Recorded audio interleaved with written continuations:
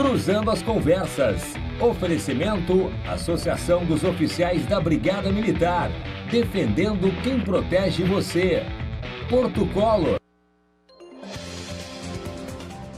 Boa noite. Começa aqui na RDC mais uma edição do Cruzando as Conversas, trazendo para você, nosso telespectador, a análise dos fatos do dia com a perspectiva dos nossos convidados aqui nos estúdios da nossa emissora e também por videoconferência em qualquer lugar do mundo. Cruzando as Conversas, acompanhe ele através dos canais 24 e 524 da Claro Net, em todo o Rio Grande do Sul, para as principais praças no nosso estado. E fora dele, em qualquer lugar do mundo, através das redes sociais. Cruzando as Conversas está no Instagram, Facebook, Twitter e YouTube. É só procurar @RDCTV Digital. As nossas plataformas nas redes sociais permitem você acompanhar o nosso programa sempre, logo após o Dois Toques. Nós também estamos disponíveis através do formato de podcast.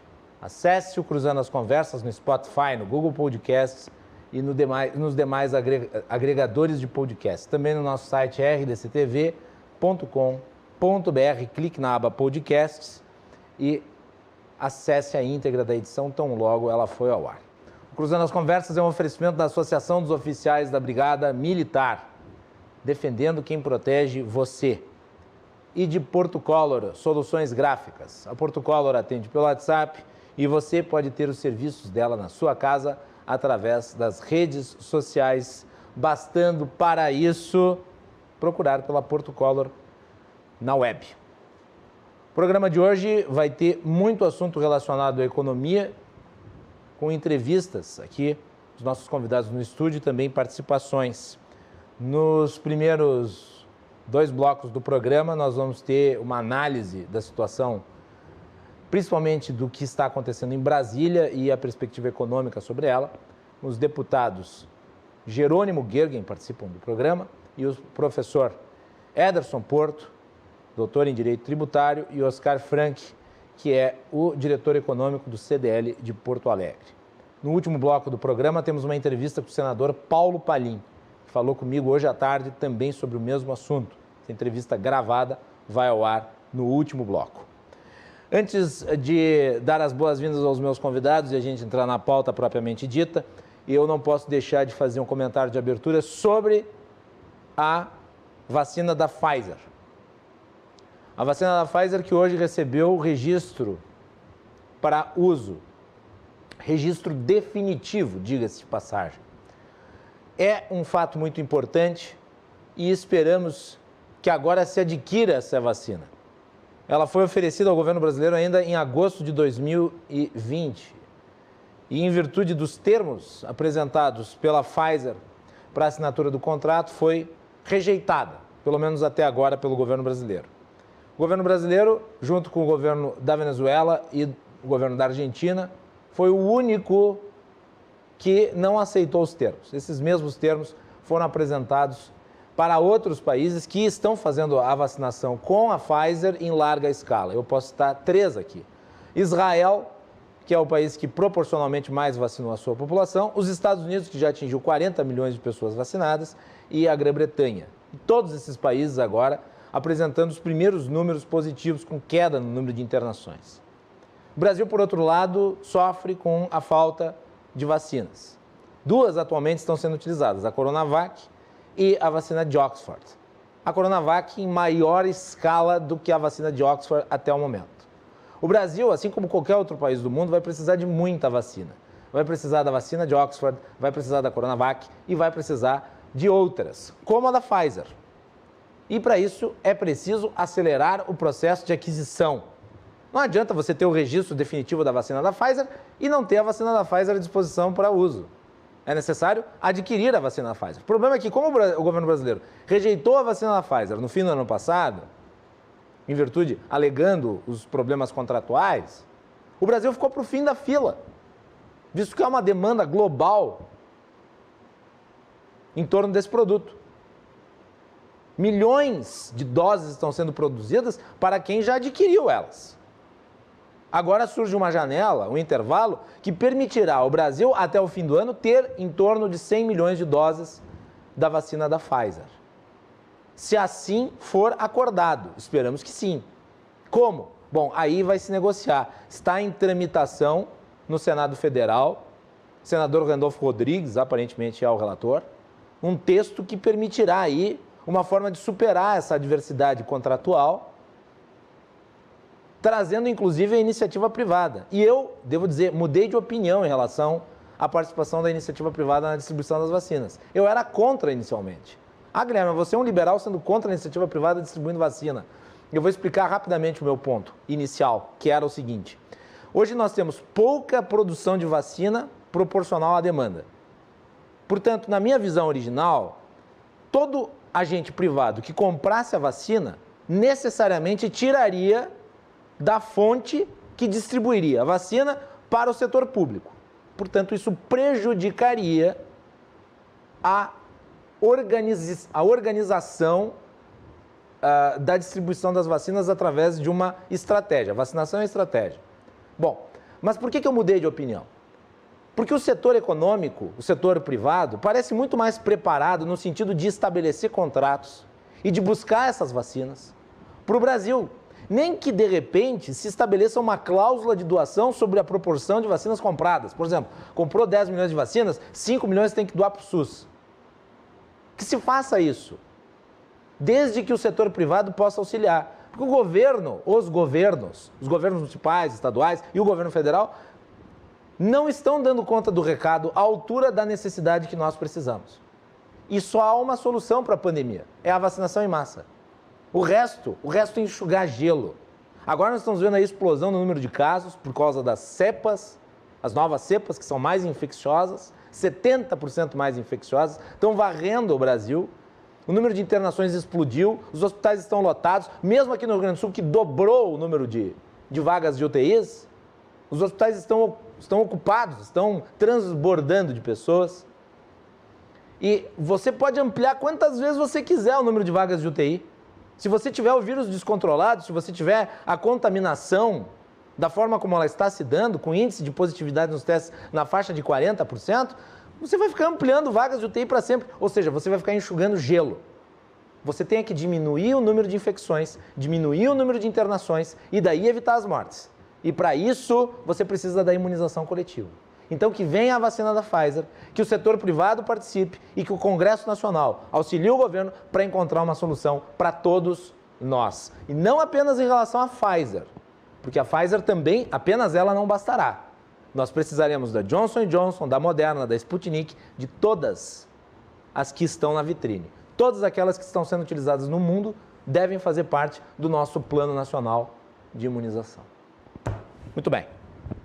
Dar as boas-vindas aos meus convidados. Eu acredito que de Brasília fala o deputado Jerônimo Gergen. Tudo bem, deputado? Boa noite. Tudo bem, Macalossi. Boa noite a todos os nossos telespectadores. E um abraço aqui especial do Dr. Porto por podermos participar desse debate nessa noite. Muito bem. Aqui no estúdio comigo, professor Ederson Porto, doutor em Direito Tributário. Tudo bem, professor? Boa noite. Boa noite, Macalossi. Um prazer estar aqui de novo na RDC TV. Uma saudação cordial ao querido amigo deputado Jerônimo Gergen e ao colega de banca aqui, o Oscar, também, que tem o privilégio de conhecê-lo hoje. Também quem acompanha o nosso debate aqui participa... Um abraço ao doutor Oscar Macalossi. Registrado. Quem também está aqui no estúdio, o doutor Oscar Frank, que é o diretor econômico do CDL Porto Alegre. Oscar, bem-vindo, boa noite. Muito obrigado, Macalossi. Boa noite a todos que estão nos acompanhando. Boa noite, professor. Boa noite, deputado. Sempre uma alegria estar aqui contigo, Guilherme, e com todos os amigos da RDC TV. Vou começar pelo deputado. Deputado, nós vamos falar de economia, mas eu não posso deixar de lhe questionar sobre essa necessidade de se adquirir as vacinas. E o Congresso parece que tomou a iniciativa de liderar o esforço de negociação com as empresas. O que o senhor está vendo aí entre os seus pares?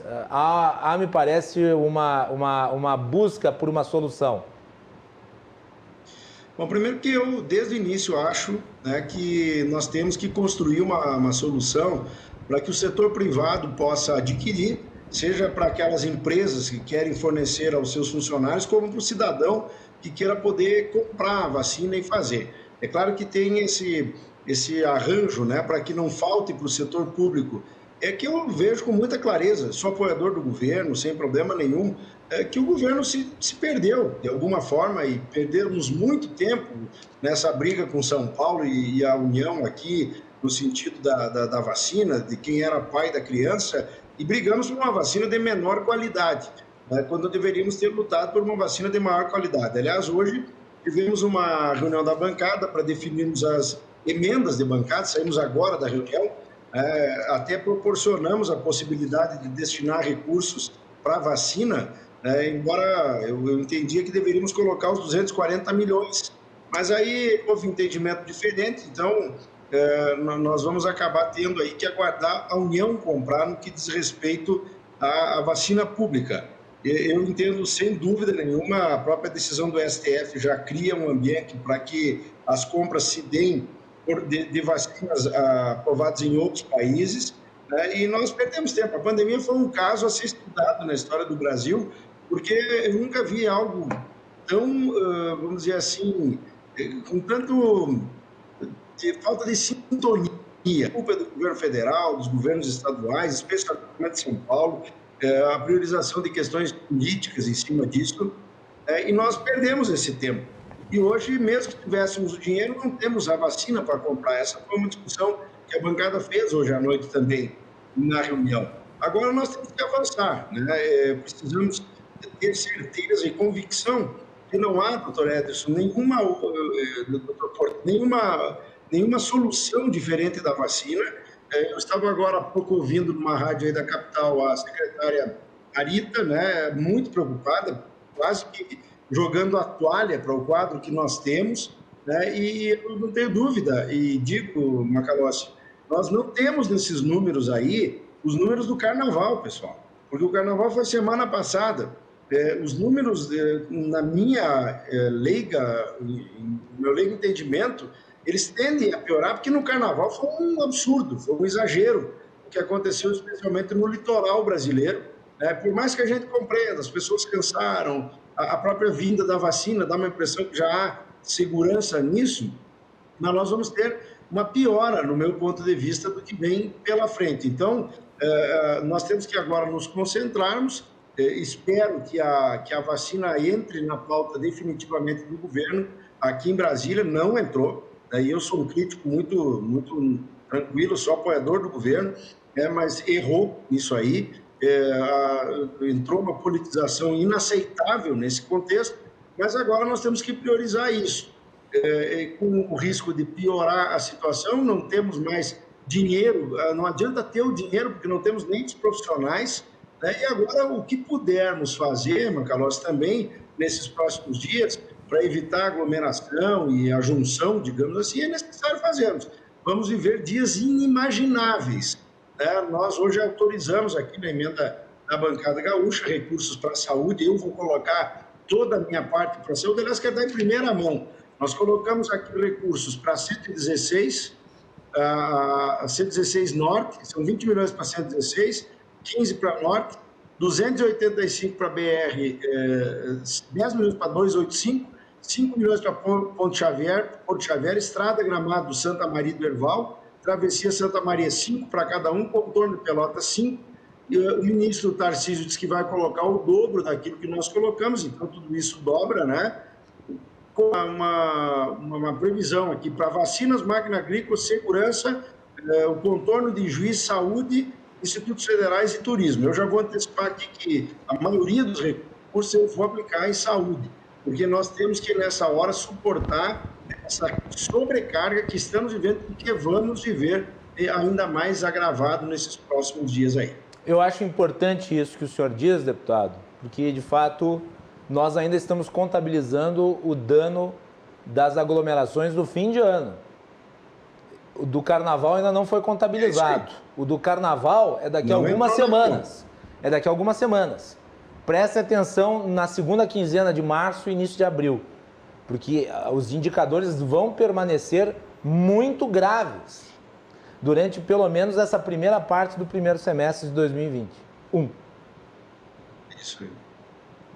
É lamentável. O governo, de fato, cometeu uma série de imprudências na questão da vacina, mas se errou muito, acho que ainda pode... Nunca é tarde para começar a acertar. E eu acho que a primeira providência e eu vou dizer, eu sou bem radical em relação à questão da vacina. Esse negócio dos termos aí, da Pfizer, para mim isso é bobagem. No mundo inteiro foram aceitos os termos e se a preocupação é com efeitos colaterais, bem, os Estados Unidos vacinaram 40 milhões de pessoas e quantos casos de efeitos colaterais foram constatados? Foram pouquíssimos. E mesmo que houvesse um certo número de casos que despertassem preocupação, ainda assim seria infinitamente menor do que o prejuízo de manter o vírus circulando da forma como ele está circulando. E vai lembrar, a vacina da Pfizer é 95% efetiva e um estudo publicado em Israel recentemente demonstrou que a dose única, ela é 85% efetiva. E ela pode ser armazenada em freezers comuns, deputado Jerônimo. Eu sou da tese seguinte, né? Eu não acredito na tese do jacaré. Eu tomaria a primeira vacina que tivesse disponível. Mas enquanto isso não chega, e nós que temos um pouco menos de idade, né, doutor Porto, nós temos que nos cuidar, não tem outra alternativa. Erramos lá no início, subestimamos isso, depois politizamos a questão. Hoje a gente vê que o que nós tínhamos que ter feito era tomar os cuidados e termos feito um processo diferente do que foi feito. Só que também não sei, com essas novas cepas aí, com tudo isso que está acontecendo, qual era a melhor estratégia. Hoje, quem disser o que é bom fazer, porque vivemos um ano de pandemia, né, Macalossi? Agora, que erramos muito, erramos. Eu faço uma crítica aos governos, de maneira geral, especialmente a São Paulo e o governo, né? Não foi culpa do Dória nem do Bolsonaro trazer o vírus para o Brasil. Ele veio e viria. O que dava era para termos liderado enquanto nação isso, para não termos as perdas de vida, especialmente econômicas, que são terríveis, né? O que estamos perdendo nos dois sentidos. Então, agora nós vamos votar aí uma série de medidas, PEC emergencial, emendas de bancada, Corona Voucher novamente. Aliás, nisso, doutor, eu tenho feito uma ponderação, tem que dar o Corona Voucher? Tem. Só que não vamos tratar isso como se o Corona Voucher veio em razão da pandemia. Não, nós tínhamos 46 milhões de brasileiros dependendo da ajuda do governo. E nós tratávamos como se fossem 14 milhões de desempregados. O Corona Voucher agora ele é necessário em razão da pandemia, mas o problema já existia antes. E se não voltarmos a criarmos emprego rápido, né, nós não vamos incluir socialmente esse pessoal todo que precisa da dignidade de uma renda. Né? Então, temos muita coisa para fazer. Acho que o dia hoje deu uma alinhada nos erros que o presidente Bolsonaro cometeu essa semana. Primeiro, aquele doido do Daniel Silveira, que vai lá e diz o que bem entende, muita gente pensa o que ele pensou, mas não pode alguém fazer o que ele fez. Eu votei em nome da Constituição para que ele fosse julgado na esfera competente. Fomos só 130, perdemos, mas tomei aquela decisão. Agora, se ele for expulso, tem meu apoio. E depois o presidente metendo a mão na Petrobras. O fato dele intervir não é problema, desde que tivesse transparência no motivo disso. Mas hoje, com o envio do projeto da Eletrobras e provavelmente amanhã da privatização dos Correios, a gente já viu que tudo volta a se acomodar, a Petrobras já recuperou terreno, a Bolsa já recua, porque quando discute, Porto, a questão de preço de combustível, tudo, se não tivermos estabilidade política, o dólar vai subir, não no Brasil. Hoje de manhã estive lá no Palácio, acertando o documento único de transporte, projeto de minha autoria, que entrou entre as 35 propostas do presidente Bolsonaro, que só no transporte vai diminuir de 90 documentos para 1. Quanto vai tirar de atravessador no meio para poder baratear o custo do frete e diminuir o custo ou a perda de ganho do caminhoneiro, numa hora onde há um risco de paralisação. Então, o erro continua sendo político no Brasil. A hora que tivermos estabilidade, e eu quero dizer com muita franqueza, eu sou amigo do Arthur pessoalmente, meu colega de bancada. Eu não imaginava que o Arthur ia estar atuando como está. Eu concordei com ele semana passada, votei contra, não há problema. Mas ele realmente está demonstrando compromisso com a pauta econômica, macroeconômica, que o Rodrigo trancou aqui. Né? Então, eu acho que agora o que cabe, Macalossi, é o governo parar de criar problema, porque o que mais nós gastamos ao longo desses 2 anos, foi o tempo para acalmar os erros do governo. A base política ele construiu, né? Agora toca o governo, e vamos fazer o Brasil sair dessa. Muito bem, vamos começar então, já com essa introdução do deputado Jerônimo, a analisar aí o que nós temos hoje na mesa de análise do Congresso Nacional, a PEC emergencial, que agora conjuga vários textos de PECs variadas que estavam tramitando, né? Eu gostaria das impressões de vocês em relação ao texto que o senador Bittar apresentou e que vai ser discutido aí, acredito, largamente, que tem uma importância muito grande e que inclui o gatilho do auxílio emergencial. Vamos falar por partes. Primeiro, uma visão geral do texto da PEC que vocês tiveram a oportunidade de analisar. Vou começar pelo Oscar. Então, obrigado mais uma vez, Guilherme, pela oportunidade. Sempre uma alegria estar aqui. Então, com relação à PEC emergencial, o que nós temos, na realidade, é um diagnóstico muito claro com relação à economia brasileira de que nós temos um problema fiscal. Esse problema fiscal ele é causado não por insuficiência de arrecadação de impostos, mas sim por um excesso de gastos. Gastos esses que cresceram muito acima da inflação por muito tempo e também acima do próprio crescimento da economia. Então, nós precisamos encontrar fontes, precisamos encontrar alternativas, sobretudo por conta do seguinte, de que nós já tínhamos um nível de endividamento muito superior ao de economias emergentes antes da eclosão da pandemia e com o avanço do novo coronavírus, nós demos uma resposta em termos de estímulo fiscal que foi muito superior à média desses países emergentes, inclusive superior à de alguns países desenvolvidos. Então, nós precisamos estar atentos com relação a essa questão de gasto. O que a PEC emergencial faz, na realidade, é propor alguns desses gatilhos. Então, no caso da União, quando a despesa obrigatória, como é que se divide o orçamento público? Existem várias formas, mas uma delas é a seguinte: são despesas ditas obrigatórias, ou seja, aquelas que são impostas por força ou da Constituição ou da legislação, e aquelas despesas ditas discricionárias, ou seja, onde o governo tem margem de manobra para poder mexer. Então, quando a despesa obrigatória ultrapassar 95% em relação à despesa total, esses gatilhos serão automaticamente disparados independentemente da vontade do governo, ou seja, no sentido de evitar aumentos para servidores públicos, de criação de novos gastos obrigatórios, de reajustes para os servidores da ativa, enfim, é um conjunto de medidas para poder conter o avanço das despesas. Outro ponto que eu também considero importante é a questão da própria desvinculação, ou seja, proporcionar aos gestores públicos o fato de que eles têm maior liberdade de escolha para poder jogar com esse capital, seja para a educação, seja para a saúde. Uma vez que as necessidades das pessoas, dependendo de cada localidade, são diferentes. Então, é importante ponderar isso. Depois da participação de vocês no último bloco, vai ter entrevista com o senador Paulo Paim. Eu já vou antecipar aqui que eu questionei o senador Paulo Paim sobre isso e ele disse que com este conteúdo aí da desvinculação, o texto não passa.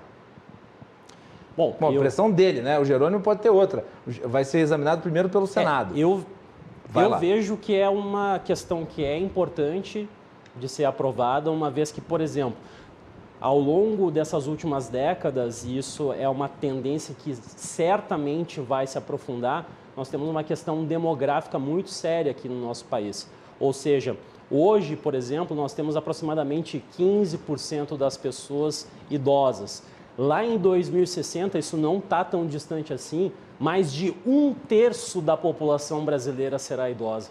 Ou seja, naturalmente, com a diminuição da taxa de natalidade, com o aumento da expectativa de vida, a demanda por educação vai ser menor e a demanda por saúde vai ser muito maior em comparação com o que a gente tem hoje. E a gente precisa ter flexibilidade no orçamento justamente para poder atender essa mudança e conseguir, então, preencher todos os anseios da população diante de tudo que acontece. Olha, só para colocar essa fala aqui do professor, Quando se fala em tem que ter o mínimo em saúde, tem que ter o mínimo em educação, eu não acho que o problema do Brasil seja dinheiro em saúde e educação, eu acho que é mal gasto, mal aplicado, né? E eu não tenho dúvida, as várias vezes que conversei com o ministro Guedes o ano passado, sempre a desvinculação das receitas foi o plano B, né? Eu às vezes diria que era até o plano A, inclusive para ter mais efeito do que a própria reforma tributária, no sentido da aplicação dos recursos, pelo que pode flexibilizar e montar o orçamento de maneira diferente como é hoje. Eu já digo de antemão, agora começou o WhatsApp aqui, Macalossi, gente do serviço público, que eu respeito muito e tal, mas nós vamos ter que enfrentar a reforma administrativa, e não só para frente, enfrentá-la agora, essa questão da desvinculação da receita, para que uma eventual reforma tributária, doutor Porto, tenha justamente uma efetivação, uma concretização da redução de carga tributária. Eu acho que este ponto da desvinculação da receita é fundamental para termos sucesso aí nessa questão de melhorar as contas públicas do Brasil. Aliás, viu, deputado, eu estava lendo hoje o relatório do Instituto Fiscal Independente, que é comandado pelo Felipe Salto, que eu convidei para participar do programa. Em breve ele vai estar aqui de novo no Cruzando as Conversas. Foi divulgado hoje. Diz que a dívida bruta é para estar em 103% até 2030. E claro que subiu bastante agora em razão de todos os gastos do Estado, né? Sim. Professor Ederson Porto. Bom, eu acho que os colegas que me antecederam foram muito felizes na abordagem, com essas posições eu endosso. De fato, a gente tem um problema sério fiscal, e quando se fala em problema fiscal, é difícil até para a população entender o que isso repercute. A gente tem, com a expectativa de que o governo não tenha capacidade de honrar seus compromissos, a gente teve uma desvalorização tremenda do real em frente ao dólar. Então, isso repercute no preço do pão que a gente vai comprar, no preço do combustível. São itens que são consumidos pelo brasileiro e que necessariamente necessitam de importação e estão atrelados como commodities ao dólar. Então, a questão fiscal ela é premente. Ajustar as contas públicas é um tema talvez espinhoso para a compreensão da população, mas talvez um dos primeiros a serem debelados agora por essa presidência da Câmara, e que escuto com bastante otimismo o relato do deputado Jerônimo, dizendo que está empenhado em fazer as reformas. E aí eu acho que o Oscar ele tratou do tema de forma bem didática, e que eu gostaria de endossar. Uma coisa é a desvinculação da destinação das receitas. Então, os recursos que são arrecadados com a tributação possuem um carimbo de destino. E uma das propostas é fazer com que não haja mais esse carimbo ou essa vinculação obrigatória. Porque, por exemplo, e aqui eu compreendo o argumento, é o seguinte: você tem muitos municípios que têm uma excelente situação educacional, mas não têm uma excelente situação na saúde, e que são obrigados a investir um montante desnecessário na área da educação e que eles poderiam eventualmente reverter para a área da saúde, onde eles têm defasagem. E tem um outro problema que também de natureza política. Dá uma margem de investimento para o administrador público que eu acho que pode ser muito mais efetiva do que o modelo atual. É evidente.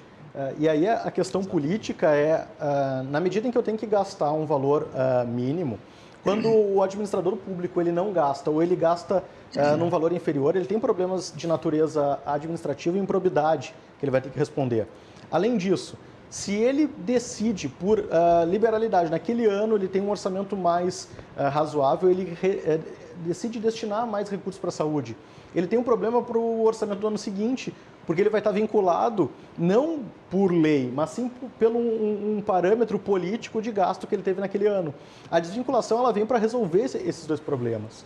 Um outro ponto que eu acho que o Oscar tratou também é a questão do gasto obrigatório, que daí não é a desvinculação das receitas. Então, hoje nós temos um volume de gasto obrigatório, previdência, funcionalismo e serviço da dívida.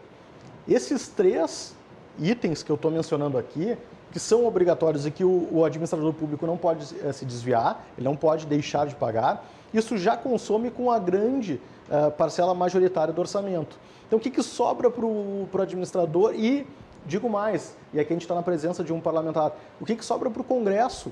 Eu acho que a gente tem que devolver a dignidade para o parlamento. O parlamento tem uma importância em qualquer lugar do mundo, eles são os representantes eleitos do povo e é o local para a decisão, para o debate político. A gente tem que parar com esse paternalismo de tratar com infantilidade as pessoas. Mas isso vai gerar corrupção, como se hoje a vinculação tivesse coibido a corrupção, e a gente viu na história recente do país que não foi esse mecanismo que debelou a corrupção. Eu acho que a gente precisa conferir responsabilidade, conferir importância aos parlamentares para que também a população cobre daqueles representantes que elegeu e, eventualmente, se as prioridades elas foram contempladas no orçamento ou não.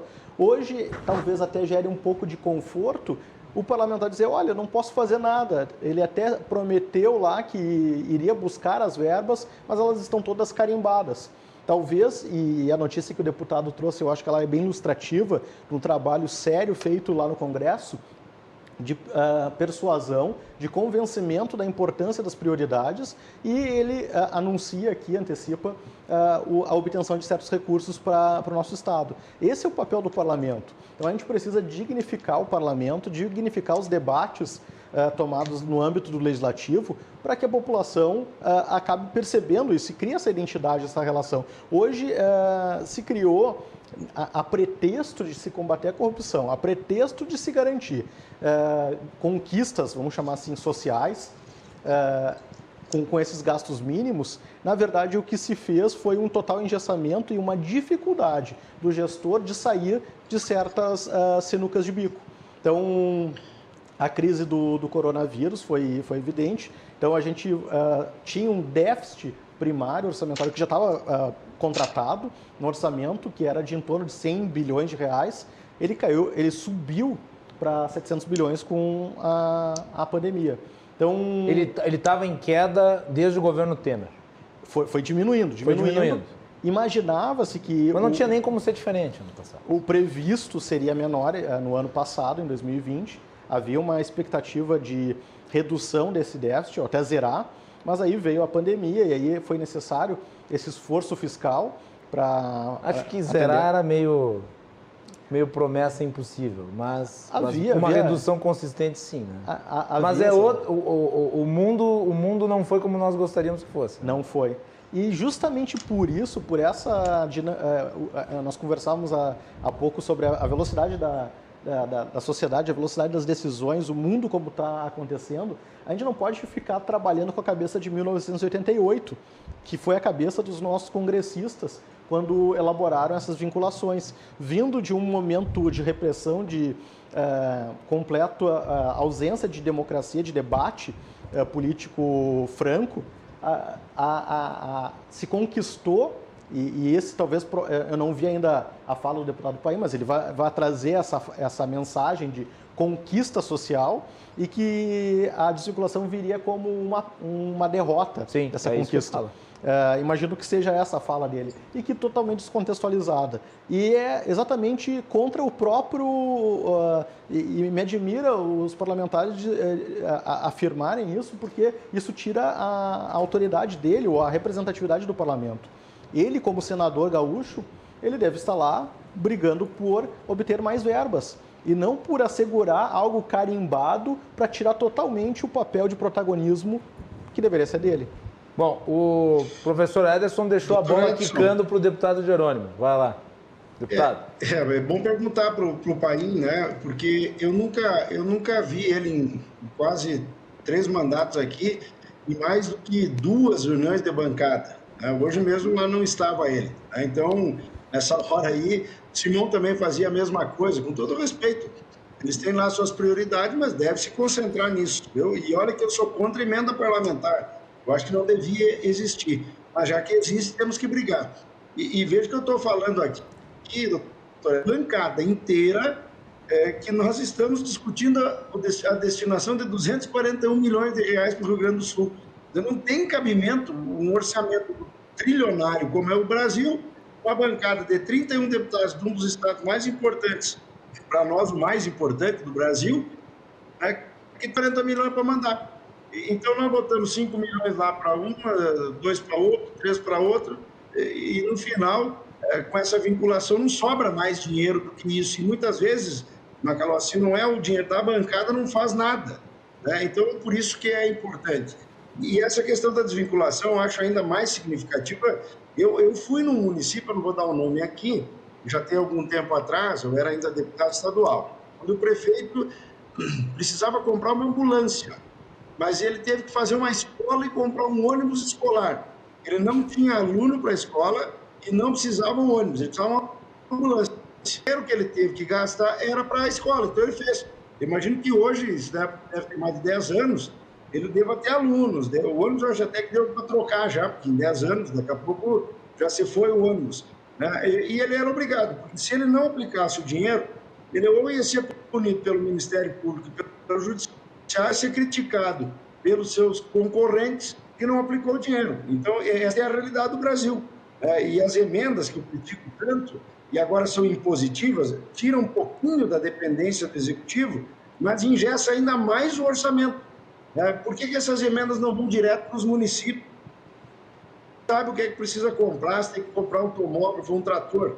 Mas não, tem que vir a Brasília. Aqui está um desfile de gente que veio daí, volta para aí, o Covid vai junto, gastando passagem, diária, tudo, quando na verdade nós deveríamos ter isso liberado para atender os municípios. Então, com essa nova regra, nós nem vamos tratar das emendas individuais, vamos tratar do orçamento como um todo, que é justamente o papel constitucional do Congresso Nacional. Oscar Frank, depois nós vamos para o intervalo. Perfeito. Eu acho que é necessário a gente enfatizar o porquê que se fala tanto a respeito de situação fiscal no Brasil, por que se insiste tanto de que é necessário equilibrar as contas do governo. Só para que a gente tenha um exemplo, se falou do impacto da pandemia e como isso reverberou sobre as finanças públicas. A economia estimada que a gente teve com a reforma da Previdência ao longo de 10 anos se calcula em torno aí de 850 bilhões de reais. Ou seja, ao longo do ano passado, quando nós aprovamos esse orçamento de guerra, nós praticamente eliminamos toda a economia que nós teríamos ao longo de 10 anos com a reforma da Previdência. Nós já temos uma situação fiscal que é mais grave, nós já temos um orçamento que é extremamente rígido e que ao longo dos últimos anos, o que aconteceu? Para que nós pudéssemos cumprir as nossas metas fiscais, nós penalizamos os chamados gastos discricionários, justamente onde estão os investimentos que são tão necessários para aumentar a qualidade de vida da população, para fazer com que a gente cresça sistematicamente mais. Então, qual que é o real benefício de nós termos finanças públicas equilibradas? Se a gente começa a gastar muito mais em relação àquilo que a gente arrecada, nós temos apenas 3 alternativas. A primeira delas é financiar através de aumento de imposto. E eu tenho quase que certeza aqui que todo mundo está cansado de pagar imposto, ninguém vê direito o retorno de tudo aquilo que se paga mês a mês, ano a ano, desses recursos em termos de boa prestação de serviços públicos. Então, esse é um fator que é bastante complicador. Segunda possibilidade, aquilo que a gente recorreu e muito nas décadas de 80 e 90, que é o financiamento monetário, né? Ou seja, simplesmente a impressão de moeda e que geraria aí uma hiperinflação e que sem sombra de dúvidas causaria um maior impacto sobre a população mais pobre. Agora, inegavelmente que a distribuição, depois nós vamos entrar no auxílio emergencial no próximo bloco, mas inegavelmente a distribuição do auxílio emergencial ajudou o auxílio emergencial e o câmbio ajudaram a ver esse processo inflacionário. Sem dúvida, sem dúvida. É um somatório, que é mais gente consumindo e pouca oferta, porque o produtor bota no mercado externo o produto dele porque vale mais a pena, ele vende em dólar e depois... Ele tem o custo em dólar, Isso. Em muitos casos, por exemplo, se a gente for pensar no setor primário, os adubos, os fertilizantes, os químicos, ele acaba pagando em dólar e aí depois como ele está negociando uma commodity em muitos casos, ele aproveita o fato de que a taxa de câmbio saiu de R$ 4,00 no início do ano passado para R$ 5,50 e para a mesma mercadoria cotada vende lá fora. E aí isso reduz a oferta doméstica. Completa o teu raciocínio anterior. E aí, só para terminar, o terceiro ponto que a gente vem utilizando mais já ao longo desses últimos anos, últimas décadas, que é o aumento do endividamento. Agora, se isso acontece num ritmo elevado, muito provavelmente nós observaremos um aumento da taxa de juros, porque a desconfiança dos investidores começa a aumentar. Bom, se a dívida é sistematicamente maior, se eu tenho mais dúvidas com relação à capacidade de honrar compromissos financeiros, naturalmente eu cobro uma taxa de juros mais elevada, um prêmio de risco mais elevado. Então, é uma situação em que, independente da escolha, a sociedade acaba saindo perdendo. Eu vou pegar só aqui, antes de nós irmos para o intervalo, um post do Felipe Salto sobre a análise que ele fez em relação à PEC emergencial. A 11ª alteração do texto da PEC emergencial envolve os artigos 167b e 167g, autoriza medidas com impacto fiscal como a desoneração sem contrapartida. No entanto, isso estaria condicionado ao decreto de calamidade. Lembre-se de que o Congresso passará a decidir sozinho sobre o decreto. A 12ª alteração é no teto. O artigo 109 da DCT passa a acionar os gatilhos na LOA. No entanto, o disparo aconteceria não pela regra do teto, mas quando a despesa obrigatória da União atingisse 94% da primária total. Ainda neste tema, os gatilhos são muito parecidos com o que está no EC 95. Isso é, não há que esperar grande efeito fiscal decorrente do seu acionamento, segundo a avaliação aqui do Felipe Salto. Oscar e Ederson. Vai lá, Oscar. Bom, a primeira estimativa que eu vi relacionada ao impacto da PEC emergencial para as finanças públicas é de uma economia de 50 bilhões de reais ao longo de 10 anos. Se a gente for parar para pensar do ponto de vista do tamanho dos números, do tamanho do rombo, isso acaba não sendo algo tão expressivo. Embora eu acredite que a gente precise aprovar a PEC emergencial justamente como uma forma de regulamentar o teto dos gastos, de fazer com que esses gatilhos, de mostrar para a sociedade que é necessário fazer escolhas.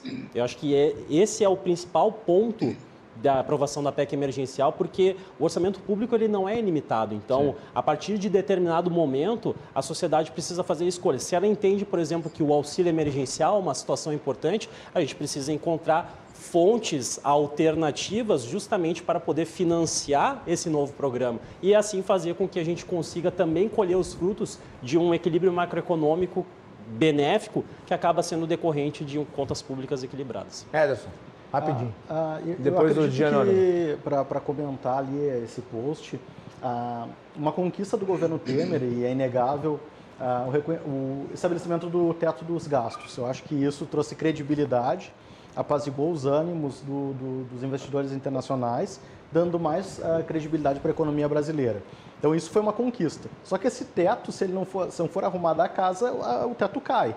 Então, era necessário fazer mexer nas estruturas e permitir... E vale lembrar que quando foi aprovada a regra do teto, ela foi construída sem a estrutura da casa. Foi o teto mesmo. Foi o teto. Foi um teto que ficou voando assim durante um tempo, porque a estrutura era a reforma previdenciária, que veio depois e agora anulada pela questão do gasto com a pandemia. Bom, vai ter que ser rediscutido tudo isso aí, né? Exatamente.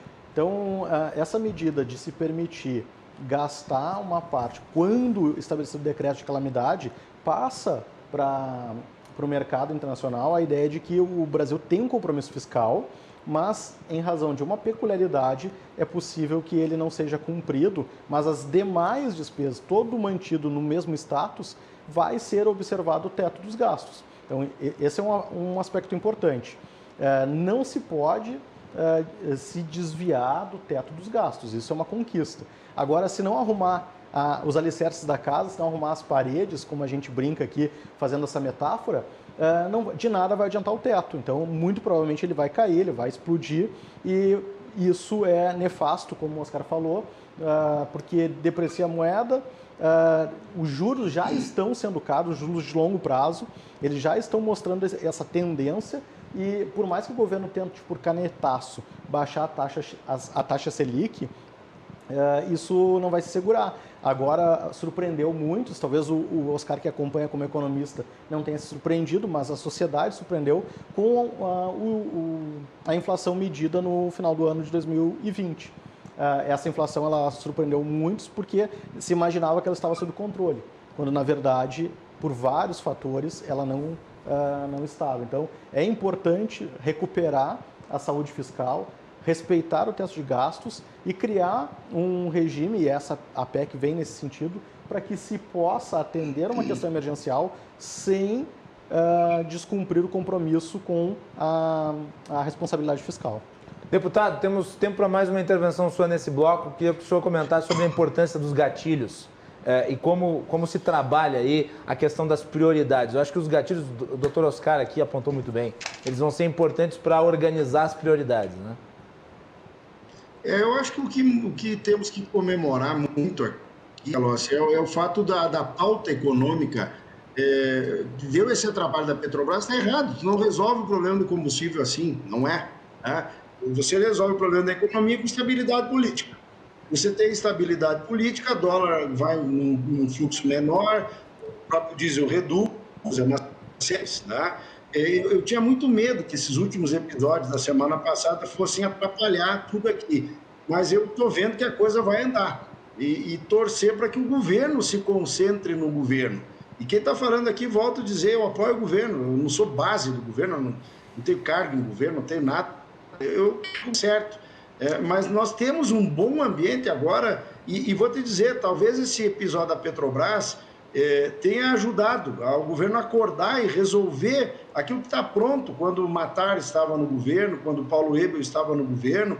Por isso que deu para ser rápido. Agora está andando Petrobras, está andando Correios, tudo vai andar. Então, eu não posso afirmar ainda qual é o formato que esses projetos sairão prontos lá, doutor Edson, lá na hora da aprovação. Mas eles vão andar. E fala-se bem uma coisa aqui, uma pena que o Brasil não sabe trabalhar questões de Estado, porque a reforma da Previdência, que tinha que estar, acho que foi o Macalossi até que falou, alinhada com o teto de gastos há 4 anos atrás, se nós tivéssemos feito ela lá no Fernando Henrique, quanto melhor seria a Previdência do Brasil hoje, até porque a última votação que nós fizemos ano passado de Previdência não foi reforma, foi um ajuste fiscal. Daqui a pouco, quando o pessoal voltar a se aposentar, o rombo volta a existir. Então, nós temos que avançar nesses pontos, e aí, claro, detalhes como gatilho, tudo isso, ver como que vão funcionar, mas não dá para abrir mão do teto do gasto. Esse é o mais importante. Fundamental. Porque o que vai nos dar segurança, o Banco Central foi importante, a autonomia dele também, e agora vamos ver como é que a agenda econômica vai atuar dentro do Congresso. Me parece que o Rodrigo e o Arthur estão com muita boa vontade, e eu espero que o governo ajude nesse sentido também. Só 2 coisinhas rápidas aqui antes de encerrar o bloco. Eu sei que já estou adiando há algum tempo, mas é que a conversa está muito produtiva e está muito boa. Estamos fazendo uma boa análise aí sobre a PEC emergencial. Quando eu falei que o teto ele foi construído sem a base, é porque o principal fator de endividamento do Brasil é a Previdência. Então, se você tinha as regras anteriores da Previdência com o teto não tinha muito sentido de existir.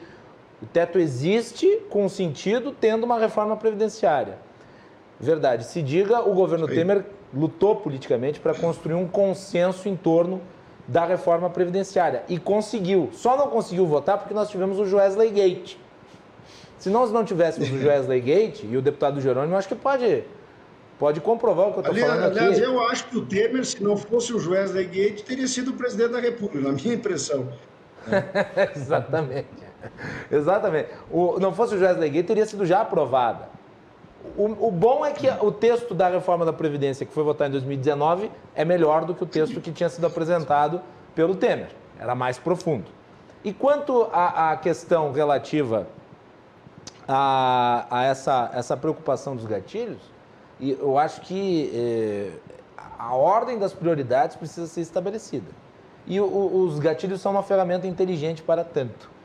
Vejamos como será a sua aplicação. Vamos fazer um intervalo, porque nós já mais do que estouramos o tempo do primeiro bloco. E no retorno, vamos falar um pouco sobre o auxílio emergencial. Eu gostaria da análise do deputado Jerônimo, porque ano passado o Congresso Nacional teve um papel muito importante em elevar o valor pago no auxílio para o patamar de R$600. E agora está sendo discutido aí 4 parcelas de 250. Vamos ver o que o Congresso tem a dizer a respeito. Já voltamos.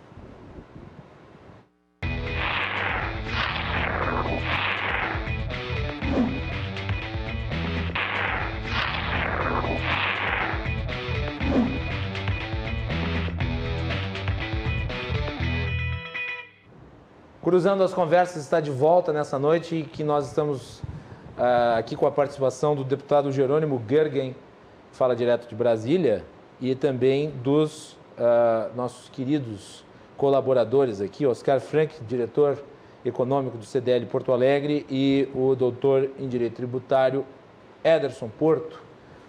No último bloco também teríamos uma entrevista gravada com o senador Paulo Paim, falando sobre os mesmos assuntos, só que com uma visão um pouco diferente. O senador Paulo Paim é crítico da PEC emergencial, da forma como ela está posta. E vocês conferem os comentários do senador no último bloco do programa.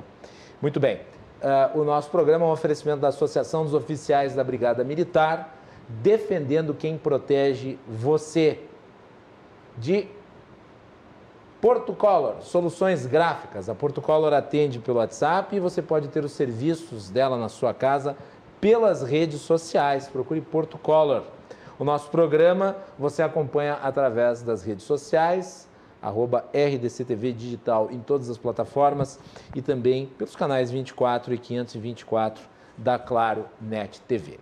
Ontem a RDC lançou o seu Marketplace, o mais novo Marketplace do Rio Grande do Sul, o RDC Shopping. Para você que acompanha o nosso programa, o RDC Shopping é o mais novo canal de compras online aqui do Rio Grande do Sul.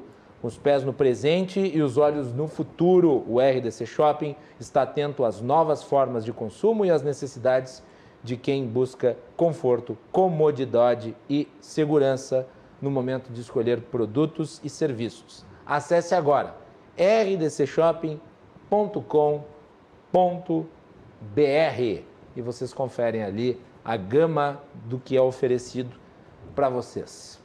Nós temos aí a vinheta do RDC Shopping, vamos botar no ar?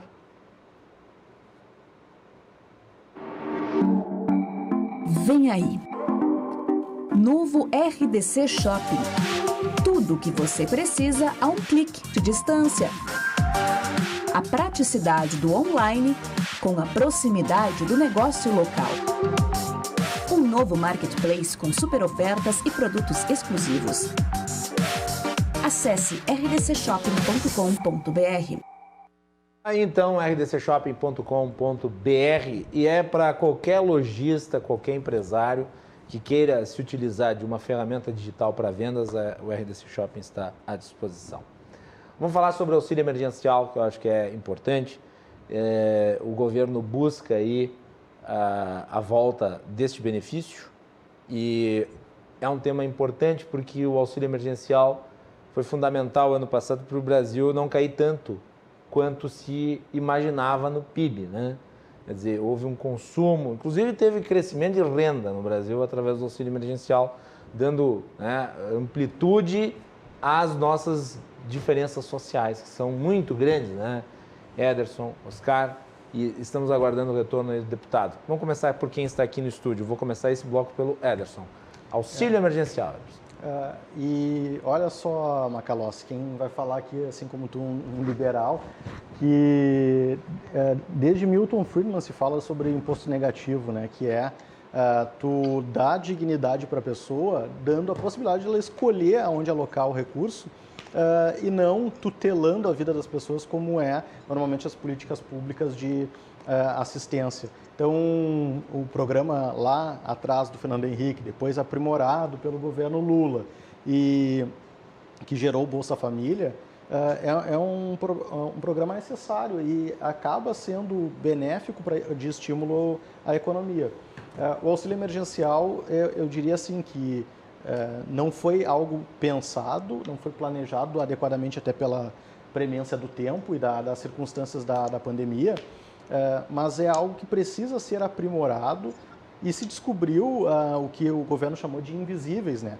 Pessoas que não apareciam em nenhum cadastro, não apareciam no Bolsa Família, não recebiam nenhum auxílio da Previdência e acabaram sendo contempladas. Então, esse tipo de auxílio bem planejado é um gasto público inteligente. Mais inteligente do que dotar, como disse o deputado lá, trazendo uma lembrança de um município que precisava de uma ambulância, mas aí teve que comprar um transporte escolar para fazer o cumprimento dessas obrigatoriedades, dessas vinculações à Receita. Então, acredito sim que é necessário a depender do recrudescimento da pandemia, mais pessoas sofrerão e as pessoas mais vulneráveis, a camada mais vulnerável da população, precisará de algum tipo de auxílio. Então, tem que ser calibrado isso. Eu acho que o governo já teve uma curva de aprendizado com a experiência do ano passado para identificar exatamente aonde é o ponto de mais necessidade do país. Vamos com o deputado Jerônimo Gergen. Deputado, auxílio emergencial. Eu não sei o que houve aqui, Macalossi, eu estava vendo aqui, mas fiquei fora do programa e eu reingressei. Eu acho que isso, doutor Edson, isso é muito importante. Temos que dar o auxílio, sim. Não acho que ficará 250, não. Acho que deve ser elevado para 300, né? Pelo que eu percebo aqui. Só que nós não podemos imaginar que isso seja qualquer solução. Eu vinha lutando muito, e lembro bem na época do impeachment, quando a gente dizia que tínhamos 14 milhões de desempregados no Brasil. Não, nós já éramos 46 pessoas que não apareciam no radar, né, doutor Ederson? Hoje somos mais de 50 milhões de brasileiros que dependem de alguma ajuda do governo. E que uma hora dessa o Corona Voucher vai terminar, ou porque passou a pandemia, ou porque não tem mais dinheiro. O que nós precisamos é trabalhar com uma geração de economia. Não me parece, né, deputado? Não me parece que o auxílio emergencial possa ter um caráter permanente. Mas às vezes eu acho que as pessoas, alguns aqui imaginam que sim. Não há essa condição. Nós temos que, primeiro, ter um lado bom. A gente sabe que o problema é muito maior do que 14 milhões, são mais de 50. Né? E nós temos que trabalhar agora para que a economia avance. Por isso que eu penso importante essa revisão, através da reforma administrativa, dessa questão do Pacto Federativo, da reforma tributária, da MP da Liberdade Econômica 2, que está pronta para ser editada, agora tratando do in-business, né, que é a questão do ambiente de negócios propriamente, para que o Brasil retome e não tenha intervenção na Petrobras, mas tenha a privatização daquilo que é estatal. Algumas coisas precisam de previsão legal, outras podem ser feitas por decretos. Temos uma série de coisas que podem ser tiradas do controle do Estado por decreto. O presidente faz tanto decreto aqui, por que ele não faz para enxugar essa máquina, né? Então, eu acho que agora a gente tem que concentrar em reaquecer a economia. E aí volto a dizer também, né? Sem a vacina, Macalossi, nós não vamos imaginar que esse troço vai funcionar da forma como deve funcionar. A vacina vai nos dar. A vacina é o chão, é a base. Sem ela não há sustentação para nada. E aí ficava uns assim, eu sou de direita, não posso defender a vacina, o outro é da esquerda. Não tem. O vírus não foi o Bolsonaro que criou. O vírus chegou no Brasil e no mundo. Agora, quem pode criar mais dificuldades somos nós mesmos. Deputado então, Jerônimo, agora tem que avançar. O senhor até vou falar hoje para o Osmar Terra, né? Hoje já voltando a defender, aí tem que ter... Por que erraram tanto lá no início? Né? Se vocês pegarem... O deputado Osmar Terra vai publicar amanhã um prognóstico dizendo que a pandemia está no fim de novo. O que acontece? Eu procurei, Macalossi, respeitar esse problema porque não foi eu que criei. E tampouco seria eu que solucionaria. Então, quanto menos desinformação, menos problema a gente gerasse, mais facilmente a gente enfrentaria isso. Né? Mas todo mundo já olhou no cenário eleitoral e aí deu no que deu. Né? E foram-se aí quase 250 mil vidas. Eu não sei se evitaríamos, mas foram-se. Né? E quando você vê a coisa mal conduzida, é complicado. E a culpa é geral. Né? Eu não vou aqui dizer que é de direita, todo mundo errou. Não, eu acho que é importante ressaltar que vou citar 3 governantes internacionais, conservadores, defensores do processo de vacinação. Benjamin Netanyahu, que é o premier de Israel, é um conservador. Israel é o país que está vacinando mais rápido. Boris Johnson, Partido Conservador, o partido do Winston Churchill, é o país que está vacinando com maior velocidade na Europa. E Donald Trump, todas as críticas que se possa fazer do Donald Trump, o governo Donald Trump botou muito dinheiro na Pfizer e na Moderna. Correu atrás da vacina. Então, a vacina não pode ser tratada como uma questão ideológica. E eu vi uma declaração do presidente do Banco Central, o Roberto Campos Neto, que é um sujeito qualificado. Correm na frente dos outros, né, Macalossi? Hã? Os americanos, até quando são contra, correm na frente. Eu vi uma declaração do Roberto Campos Neto, que é um sujeito qualificadíssimo, um grande quadro, está fazendo um excelente trabalho à frente do Banco Central. Ele disse que o custo da vacinação em massa é infinitamente menor do que o custo de um auxílio emergencial para dirimir os efeitos da pandemia na economia. Se você vacinar e você criar imunidade de rebanho através da vacinação, você liquida a pandemia, você acaba com a necessidade de auxílio, porque a roda da economia volta a girar com naturalidade. Claro que vai levar um tempo, mas esse é o processo. Isso aí. Por isso que agora, o tempo perdido, se pudermos nos concentrar em fazer o que é certo, vamos tentar ganhar esse tempo. Oscar Frank, auxílio emergencial. Vamos lá. Macalossi, eu creio que nós temos mais uma vez uma janela imensa e muito favorável de oportunidade para que nós rediscutíssemos o papel de todas as políticas sociais existentes no Brasil. Então, eu vejo que seria muito mais producente nós, ao reavaliarmos isso, promovermos uma maior focalização, ou seja, quem realmente necessita mais dos recursos, inclusive para que cada pessoa que realmente necessite, inclusive, receba mais. Então, poderia haver uma reavaliação do Bolsa Família, do abono salarial, do salário família, do seguro defeso, tudo isso conjugado, congregado para se formar, então, uma política social duradoura, eficaz e focalizada. Esse é o mundo ideal, pelo menos no meu entendimento.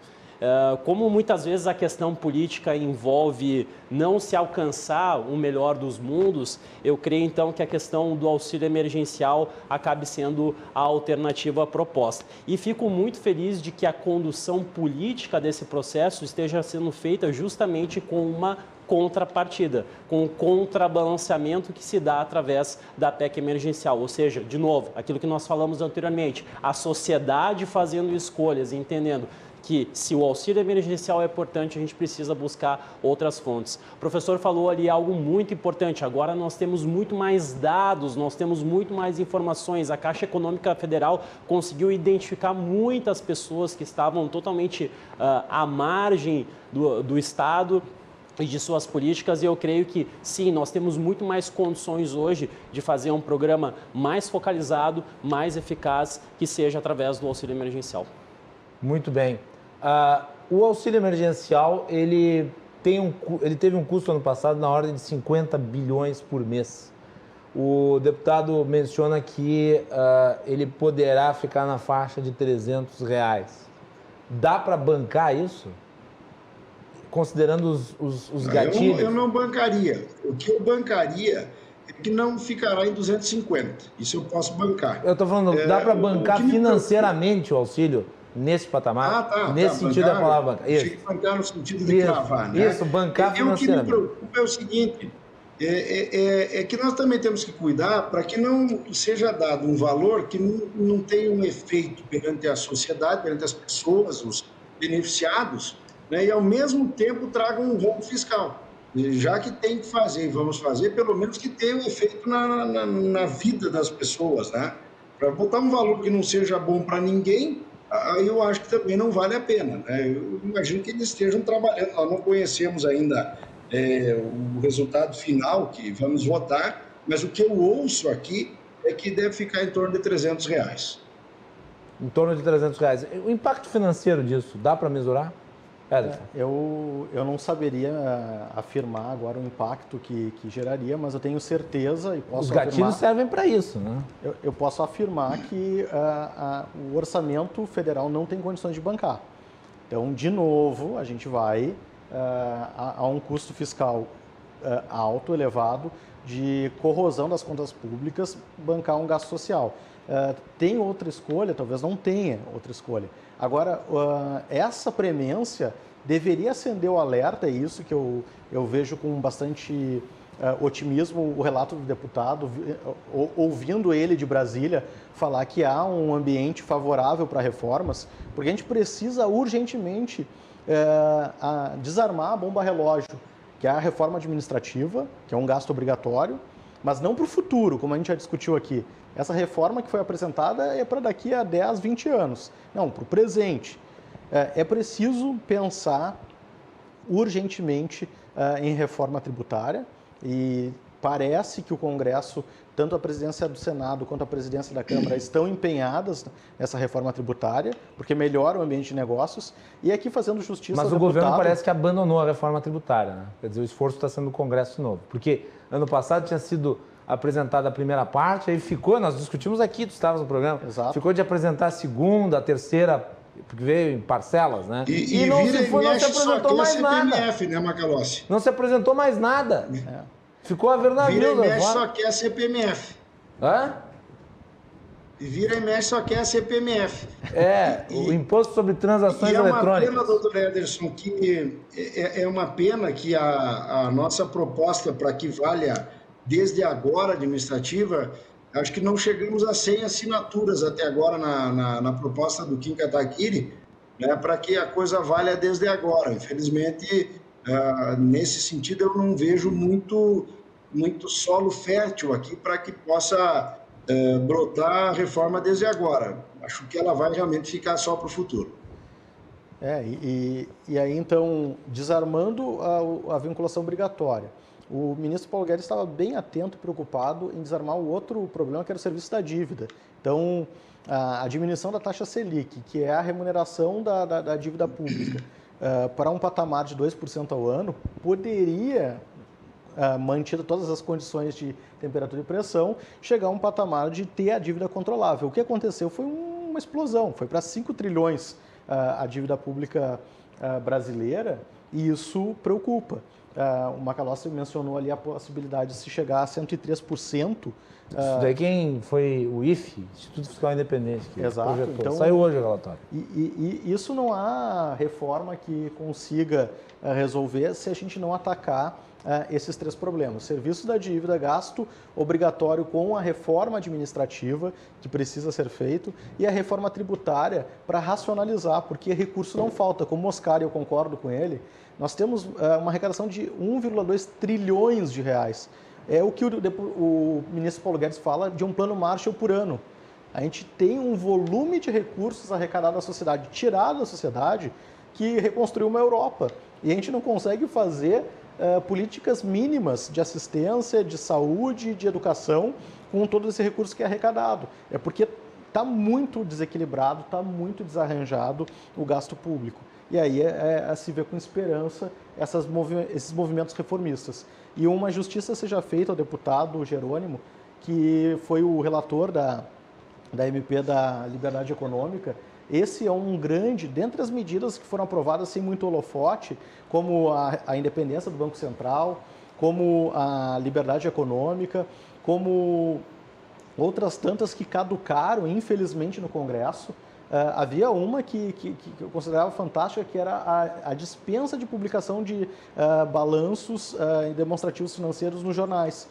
O Congresso deixou caducar a MP, parece que voltaria agora, vai voltar um outro Rodrigo texto. Maia, né?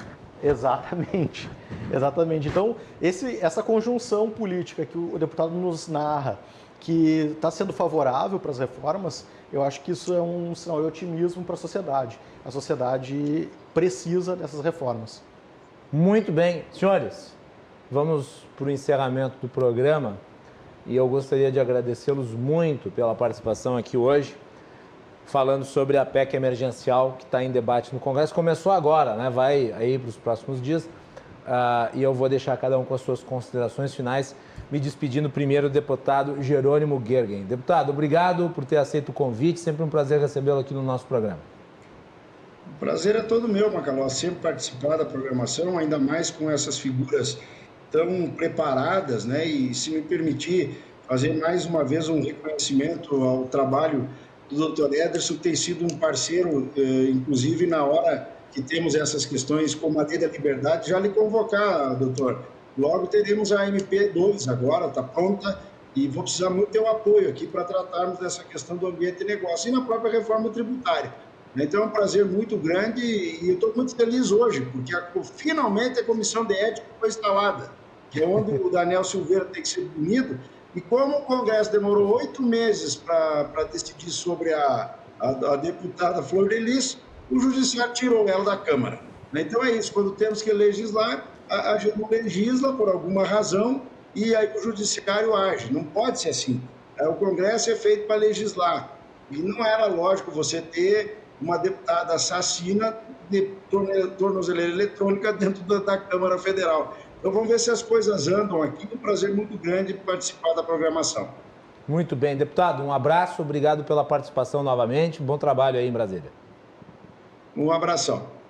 Deputado Jerônimo Gergen aqui falando para o Cruzando as Conversas nessa noite de terça-feira. Vamos às considerações finais dos nossos outros dois convidados aqui no estúdio. Ederson Porto. Bom, Macalossi, muito obrigado pelo convite. Agradeço a oportunidade de conversar aqui com os colegas. E, deputado Jerônimo, não sou militar, mas estou aqui a serviço do Brasil. Assim que preciso for, pode me chamar que será um prazer colaborar. E até a próxima oportunidade para voltar aqui conversar com os amigos. Muito bem. Professor Ederson, e qual que é o canal no YouTube? O canal no YouTube é Ederson Porto. Ederson Porto, acompanha lá, tem muito conteúdo bom do professor Ederson. Tá bombando, né? Já tá com mais de 10 mil seguidores lá. Né? Calma. Não é tanto assim. Virou youtuber, virou blogueiro. É blogueiro, Blogueiro de economia. Precisamos de mais desses. Meu caro Oscar Frank, obrigado e sempre muito bem-vindo aqui no nosso programa. Macalossi, obrigado pela oportunidade. Gosto muito de participar do programa. Espero aí os próximos convites.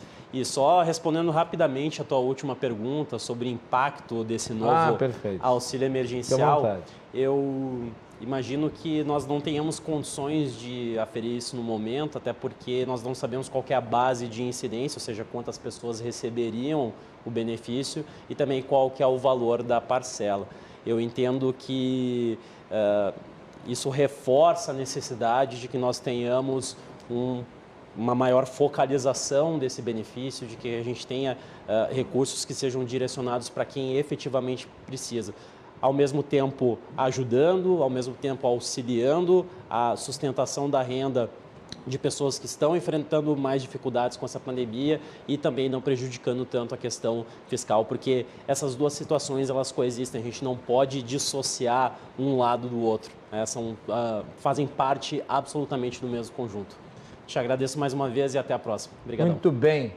Oscar Frank aqui também conosco no Cruzando as Conversas desta noite. Nós vamos para o intervalo e na volta a entrevista com o senador Paulo Paim foi gravada hoje à tarde. O senador Paulo Paim falou também sobre a PEC emergencial. Já retornamos aqui com o Cruzando as Conversas.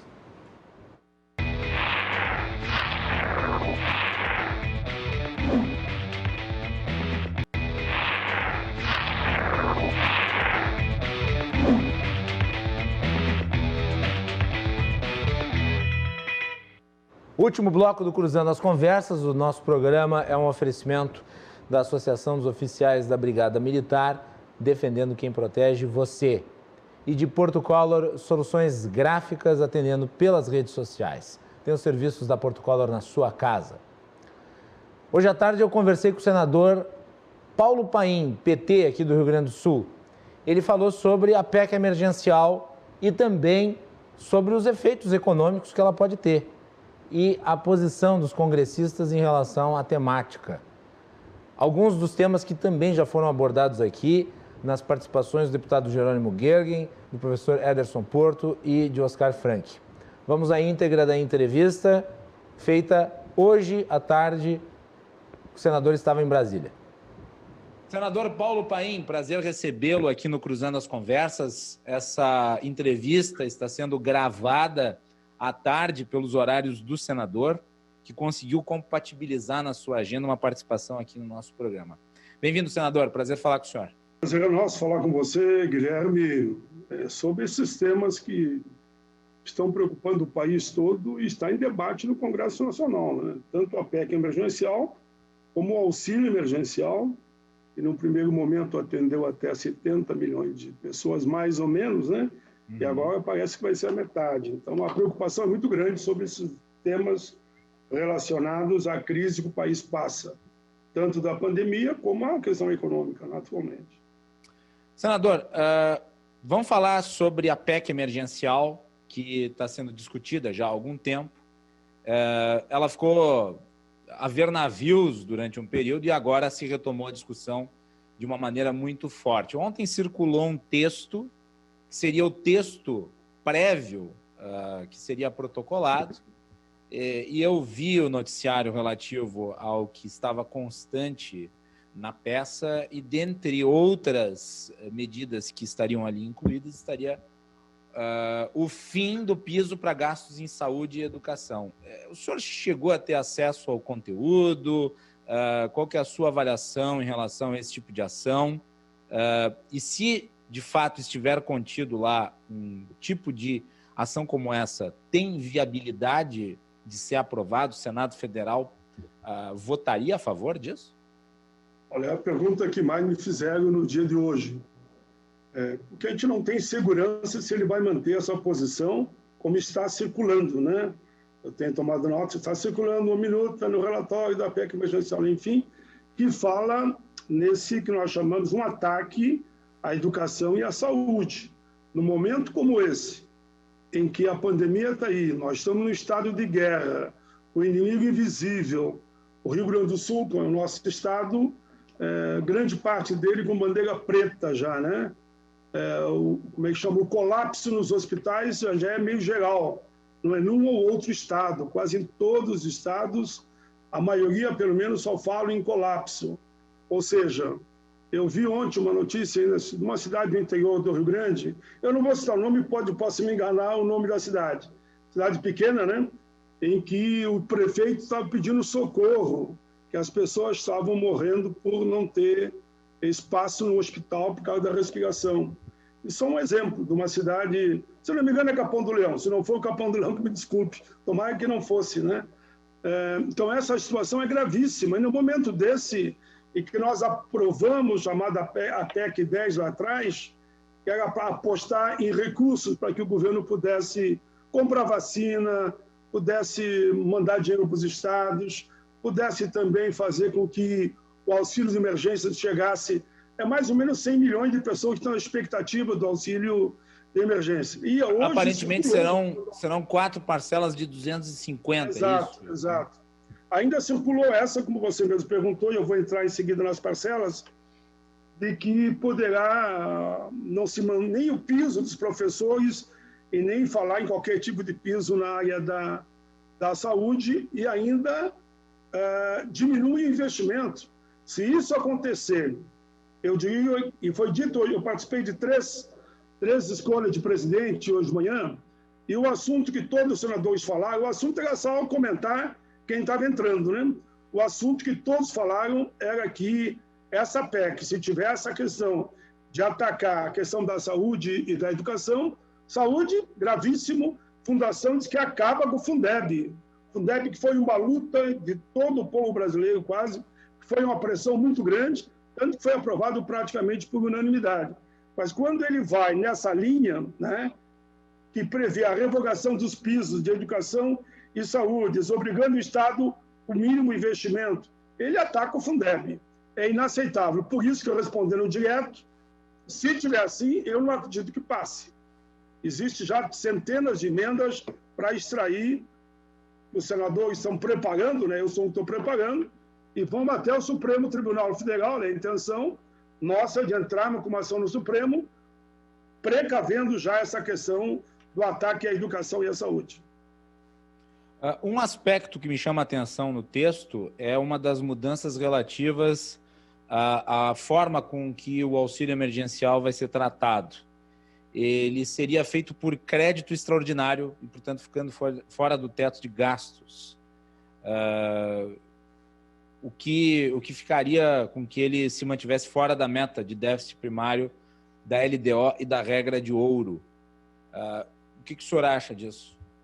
Eu não vejo, como eu digo, como nós temos um estado de guerra e nós já conseguimos com o estado de calamidade assegurar que o governo poderia gastar, nós nesse momento, quando a vida está em xeque, as pessoas estão morrendo aos milhares e milhares no nosso país, né? Sim, com a pandemia crescendo. E vem crescendo. A média é 1.000 por dia, né? Olha onde nós estamos. Temos só nós e os Estados Unidos como os países onde mais morrem. E tem aí chamado agora o vírus 2, vírus 3, e se alastra cada vez mais. Eu já ouvi notícias, uma foi do governador do estado, e não tem problema por que não citar, onde ele disse que os piores dias são para vir. Ora, se os próximos 30 dias vão ser os piores, que venha esse auxílio de emergência por medida provisória, mas venha logo. Eu queria que fosse R$600, mas tudo indica que vai ficar entre 300 e 250.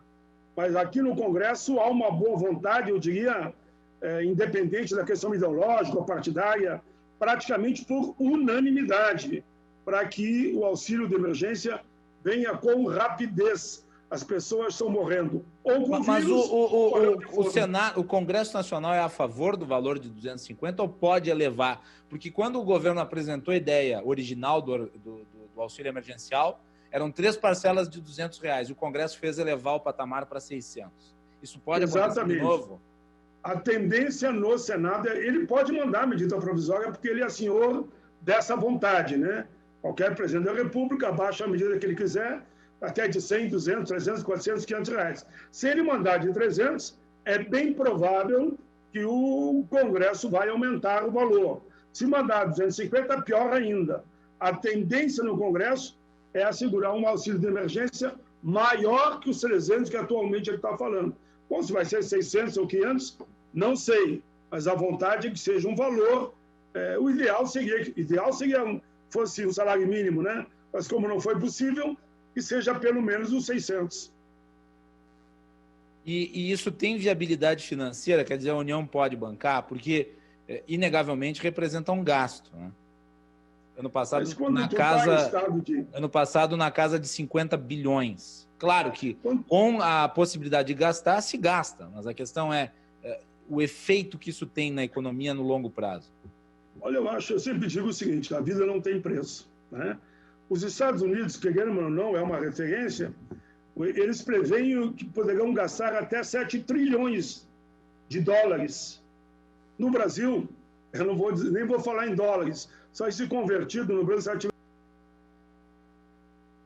5,35, pegando por baixo, seria 35 trilhões. Nós não gastamos nem em 3, nós estamos em 2 e pouco. Então, o Congresso, quando ele aprova aquela PEC, a PEC 10, ele abriu para o governo uma possibilidade. Bom, a repercussão da economia depois. Por exemplo, se tivéssemos comprado a vacina, que ficamos nos amarrando, né? E essa atrapalhada toda, se tivesse vacina, nós estávamos com muito mais segurança, voltando ao trabalho e não precisavam auxílio de emergência. O exemplo mais claro que chega para mim é o de Israel, onde mais da metade da população já foi vacinado e, consequentemente, eles estão retornando quase à normalidade. Aliás, ontem o Brasil foi muito grande por não apostar nas vacinas. Ontem o primeiro-ministro da Grã-Bretanha, o Boris Johnson, conservador, aliás, anunciou os primeiros números positivos dos efeitos da vacinação em massa no Reino Unido, que já atinge 17 milhões de pessoas, e aparentemente o governo britânico prevê que haverá o fim de todas as medidas de restrição a partir de junho. Esse foi o nosso grande erro, que você dá esse exemplo aí. O governo que a questão da vacina não é ideológica, longe disso. Tanto Benjamin Netanyahu quanto Boris Johnson são conservadores. Claro, claro, e nós não temos problema nenhum de falar o nome deles, e até elogiá-los, tanto um como o outro, né? E lamentar que no Brasil, que é também um governo conservador, quando lá fora, em outros países, os governos conservadores, conservador é o termo só, porque eu não sou desse de ficar dizer quem é de extrema-direita, de extrema-esquerda, não é muito a minha lógica, né? Acertam, por que o Brasil não foi na mesma linha? Tá, essa bagunça, essa esculhambação, e nós estamos praticamente congelando as vacinas. Eu tenho um dado, que até vou falar no plenário hoje, que diz que se continuar nessa forma que está sendo no Brasil, está sujeito, nós ia demorar 4 anos, quando que a maioria dos países vão terminar esse ano, no máximo ano que vem, de vacinar toda a população. Não dá para continuar com essa forma. O governo tem, por exemplo, tem que fazer rapidamente, é que eu falo hoje no plenário sobre isso, uma campanha pela vacina. Fazer campanha, rádio, TV, jornal, pago, não pago, tem que fazer. Convencer a população que todos têm que se vacinar. Só que quando ele convence a população, tem que ter a vacina, né? Então tem que ser, como é que chama, uma via que você caminha de mãozada. A vacina, por um lado, e, consequentemente, a campanha para o pessoal poder aceitar e parar com essa história de negar a vacina. Senador, vamos voltar aqui para a PEC emergencial, que é o tema central da nossa conversa. O presidente do Senado, Rodrigo Pacheco, acabou de dar uma declaração falando que o texto do relator, o senador Márcio Bittar, vai ser amadurecido na discussão com os líderes partidários. Eu lhe pergunto, qual que é o sentido da palavra amadurecido? Qual que é a interpretação que o senhor faz desse termo? A interpretação, exatamente, eu conheço bem o presidente do Senado, Rodrigo Pacheco, vocês todos sabem que o bloco de oposição votou com ele. Ele é um cara muito equilibrado, de bom senso, ele sabe que esse texto está chegando agora, ninguém vota nada no grito, ainda mais numa situação como essa. Quando ele fala de desamadurecimento, ele está dizendo que o texto será melhorado pelos senhores senadores. Ele quer dizer, com certeza, o texto terá inúmeras mudanças e sofrerá alterações, porque da forma que está, ele já viu que é uma campanha já nacional muito forte para que ele não seja aprovado como está. Isso que ele quis dizer.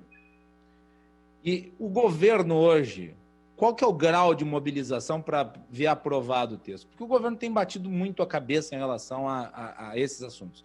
O auxílio emergencial, por exemplo, foi um drama, porque era para ter um nome, nem nome se definiu, era para ter se mantido ano passado, aí de repente já não era mais, ia ser uma ampliação do Bolsa Família, agora já se volta a ideia do auxílio emergencial. Esse texto do senador Bittar tem o apoio da base, se é que dá para se dizer que existe uma base governista no Congresso? É um governo que não tem partido, né? Tem um presidente da República que não tem partido. A história, desde que eu estou no Congresso, eu entrei na Constituinte, né? Eu nunca vi um presidente sem partido. Menor ou maior, mas sempre tinha. Esse não tem partido no momento que chegou e, consequentemente, a base dele é muito, como é que eu diria, muito espraiada, né? Não é uma base compacta, que vai com força, com coragem e com argumentos. Há sempre uma vacilação, porque o governo mesmo não passa essa segurança. Por isso que, mesmo a base do governo, no meu entendimento, base entre aspas, né, que ele diz que tem, eu acho que não segura essa proposta de jeito nenhum, porque todo homem público ele olha para na linha do equilíbrio, né, do que ele entende o que é adequado, e tem que ouvir o povo mesmo, e o povo está contra a proposta da forma que colocou. Então, uma proposta que lá nas ruas, na mídia, na imprensa, no debate, é muito criticada, não tem como achar que o Congresso vai votar assim como o governo quer. Senador, e o orçamento? O orçamento também ainda não foi aprovado, né? E é imperioso que seja. Olha, o orçamento, naturalmente, você acaba, de uma forma ou de outra, o governo vai usando aquela válvula que tem, de uma quantidade que ele pode ir gastando, enquanto não chega a votação final do orçamento, mas o orçamento sempre vai apontar caminhos que dá para o governo manter a economia na parte do governo, né? Que a iniciativa privada é que é a grande mola que impulsiona a economia aqui no país. Mas acredito que o orçamento será votado, sim, com uma certa tranquilidade até. Faz sentido votar o orçamento depois da PEC emergencial?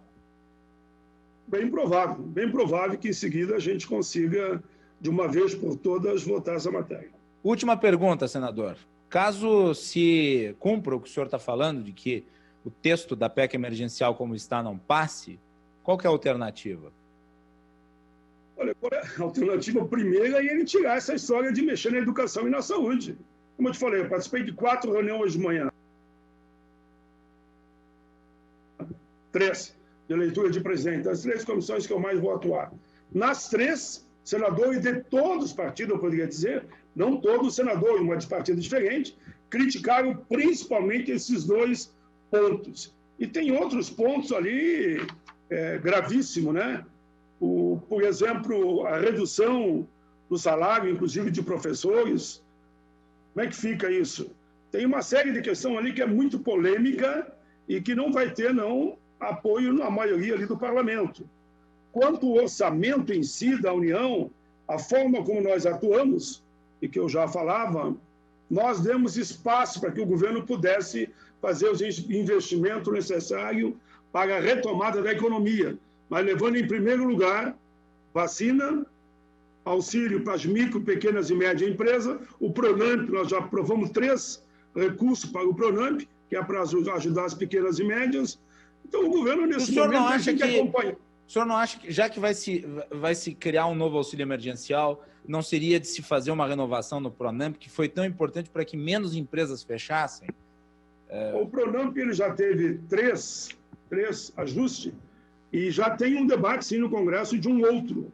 E quando a gente fala no auxílio emergencial para as pessoas, eu gostaria que atendesse 70 milhões, pelo menos, ou por aí, nós estamos também pensando na micro e na pequena e média empresa.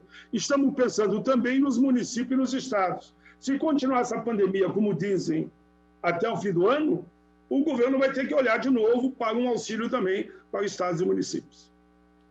Muito bem. Senador Paim, eu gostaria de lhe agradecer muito essa participação no dia bastante corrido, porque dia em que está se analisando o texto da PEC emergencial, e lhe agradecer pela disponibilidade e lhe deixar com a última palavra. Muito obrigado.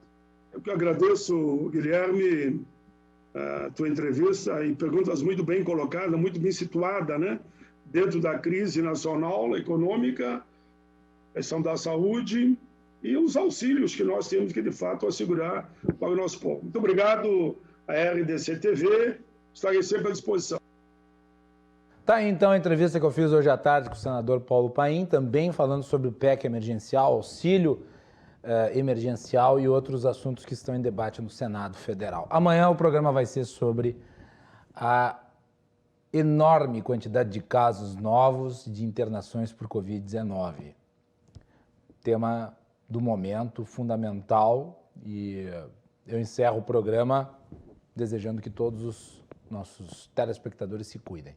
Os próximos dias não vão ser fáceis. Até mais.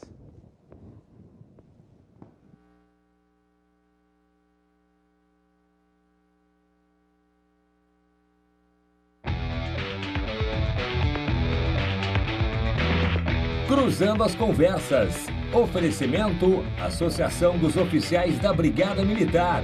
Defendendo quem protege você. Porto Colo.